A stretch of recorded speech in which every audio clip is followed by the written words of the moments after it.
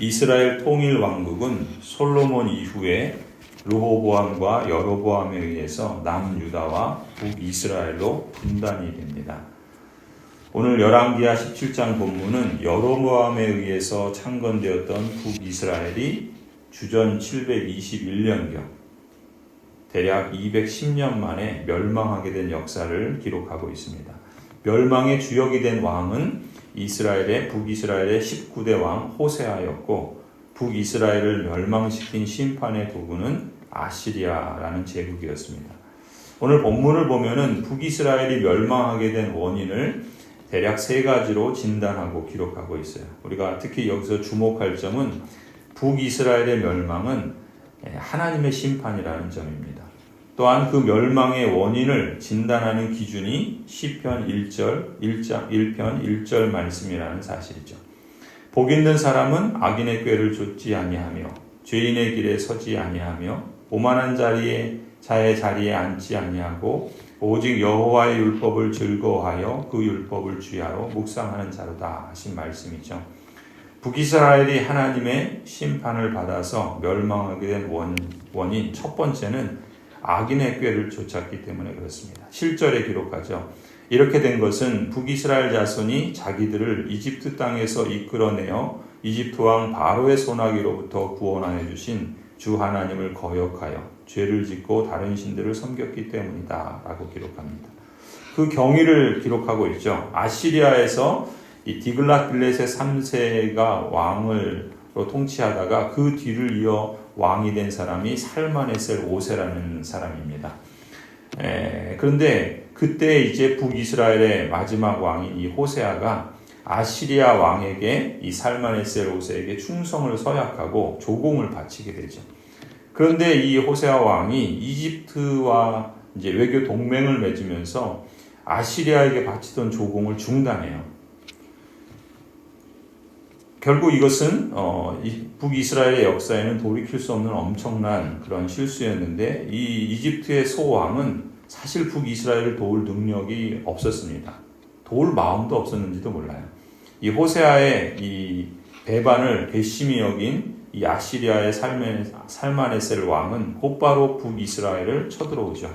그래서 이 호세아 왕을 포로로 잡고 그 북이스라엘의 수도인 사마리아를 함락합니다. 물론 북이스라엘 백성들이 완강하게 저항을 하죠.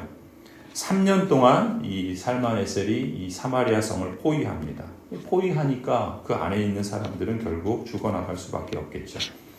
이 살마네셀 5세는 결국 그 전쟁 와중에 죽게 되고, 그 뒤를 이어서 사르곤 2세라는 사람이 아시리아의 왕이 돼요.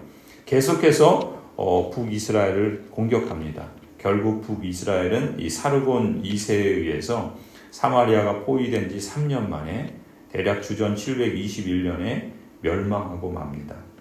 결국 수많은 북이스라엘의 언약 백성들이 포로로 잡혀가고 아시리아 각 지역으로 보내지게 되죠. 이 북이스라엘이 이처럼 아시리아 왕의 멍에를 벗어버리기 위해서 했던 간접적인 수단들, 즉 이집트를 의지하고 그 왕과 동맹을 맺은 것은 궁극적으로 결과적으로 멸망을 초래하게 된 것입니다.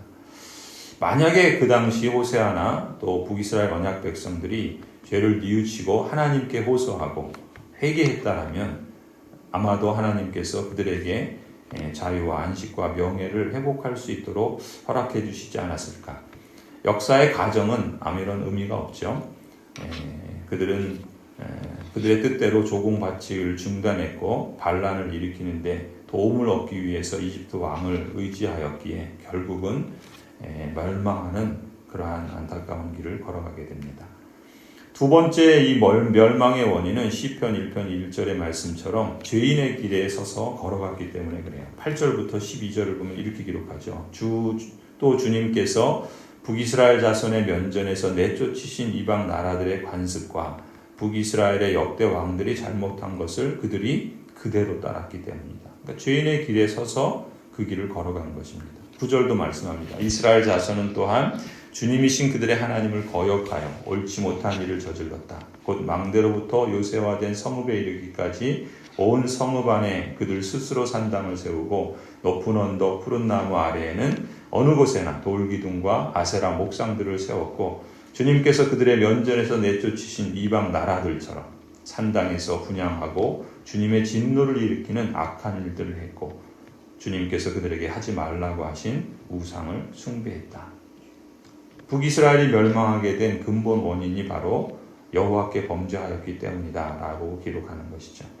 사실 이들이 누굽니까? 하나님의 언약 백성입니다. 출애굽의 그 놀라운 기적을 통해서 살아계신 하나님의 능력을 체험한 그러한 하나님의 백성들이에요. 그럼에도 불구하고 그들은 말로는 여호와를 섬긴다고 하면서 이방신을 따랐고 이교도들의 관습을 행하여 그 죄악된 길을 걸어간 것이죠.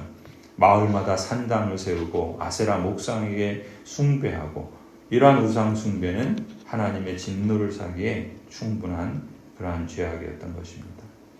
세 번째 멸망의 원인은 시편 1편 1절의 말씀처럼 오만한 자의 자리에 앉아서 생활했기 때문에 그렇습니다. 13절부터 17절까지 말씀합니다. 주님께서는 그런데도 이스라엘과 유다의 여러 예언자와 선견자를 보내어서 충고를 하시죠. 너희는 너희의 그 악한 길에서부터 돌아서라. 내가 너희 조상에게 명령하고 또 나의 종 예언자들을 시켜 내가 너희에게 준 그 모든 율법에 따라 나의 명령과 율례를 지켜라. 하지만 그들은 끝내 듣지 아니하였고 주님이신 그들의 하나님께 신실하지 못하였던 그들의 조상들처럼 마음도 완고하였습니다.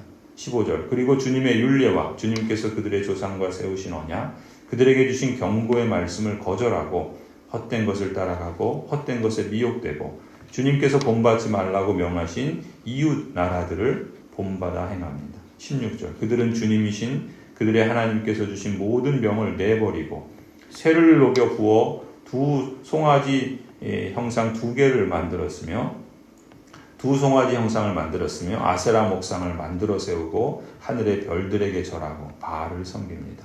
또한 자기들의 자녀를 불살라 제물로 바치는 일도 행하고 복술도 하고 주문도 외우고 주님께서 보시기에 악한 일을 함으로써 주님께서 진노하시게 했다. 이 북이스라엘 언약 백성들은 우상 숭배를 이제 생활화했던 거예요. 자신들이 지금 우상을 숭배하고 있는지도 몰랐던 겁니다. 그럴 정도로 부패하고 그렇게 썩어 있었던 것이죠. 그렇게 여호와의 명령을 거부했고 심지어 여호와께서 보내시는 선지자들의 그 말씀을 무시하고 또 하나님께서 그들과 맺은 언약조차도 완전히 잊어버린 것입니다. 계속해서 금송아지, 바알과 아세라, 1월 성신들을 숭배하고 아이들을 제물로 바치는 그런 이방인의 악한 관습을 따르고 점술, 마술, 온갖 이런 복술들을 행하고 이렇게 이스라엘 전역에 편만해진 이 우상 숭배는 그야말로 여호와 하나님의 크나큰 진노를 사게 되고 하나님의 마음을 아프게 만들었던 것이죠. 이러한 역사는 사실 북이스라엘의 초대왕 여로보암 때부터 잘못 꿰어진 그 믿음의 첫 단추가 마지막 호세아 왕까지 계속해서 이어졌던 거예요. 결국 그것이 멸망의 단초가 되었던 것입니다. 하나님께서 수많은 선지자들을 보내셔서 경고하시고 또한 호소하셨음에도 불구하고 온전히 순종한 적이 없는 그야말로 배반과 불순종으로 점철된 이 북이스라엘의 역사, 하나님께서 그들을 결국 심판으로 멸망시키십니다. 북이스라엘은 모두 19명의 왕들이 있었어요. 사실 그들의 시대마다 하나님께서 돌이킬 수 있는 기회를 주셨습니다. 그러니까 왕으로 따지면 19번의 기회가 있었던 거예요. 시간으로 보자면 대략 한 210년 정도 됩니다. 하루 24시간을 210년으로 하루하루를 계산하면 대략 76,700번의 기회가 있었어요. 그만큼 기회가 없지 않았다는 것이죠. 멸망이 이르기 전까지 그들에게 주신 오늘이라고 하는 시간의 선물은 긍휼과 은총을 받을 수 있는 기회였습니다. 하지만 안타깝게도 북이스라엘은 결국 멸망의 길에 다다르지요. 20절부터 이렇게 기록합니다.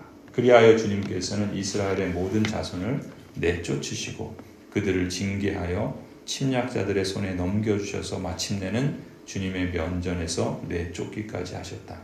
그래서 이스라엘은 다윗의 집으로부터 갈라졌으며 이스라엘은 느밧의 아들 여로보암을 왕으로 삼았고 여로보암은 또한 이스라엘이 주님을 버리고 떠나서 큰 죄를 짓도록 만들었다.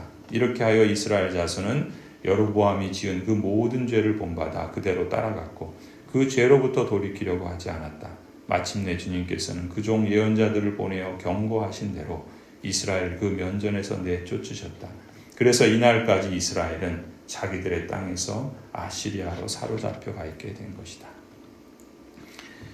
북이스라엘은 이렇게 멸망하고 맙니다.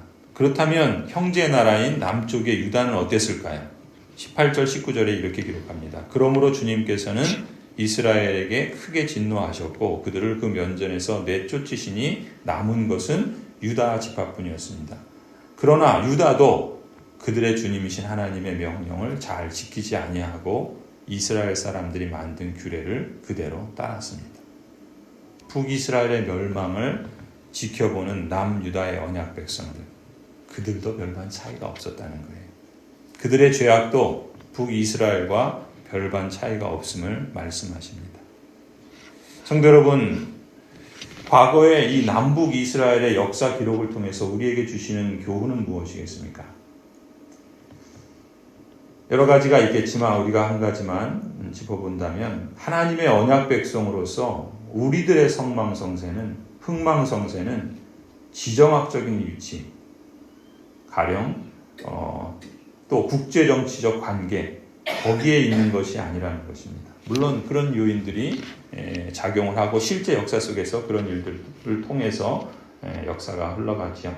하지만 흥망성쇠, 하나님의 언약 백성의 흥망성쇠는 그게 전부가 아니라는 것입니다. 궁극적인 그러한 핵심은 무엇인가? 하나님과 맺은 언약에 대한 신실한 믿음과 성실하고 책임 있는 응답에 달려 있다라는 사실을 이 열왕기의 역사 기록자는 우리에게 강조하고 있습니다. 시편 1편 1절 말씀이 바로 그것이죠. 복 있는 사람은 어떤 사람인가? 복 있는 사람은 말씀 그대로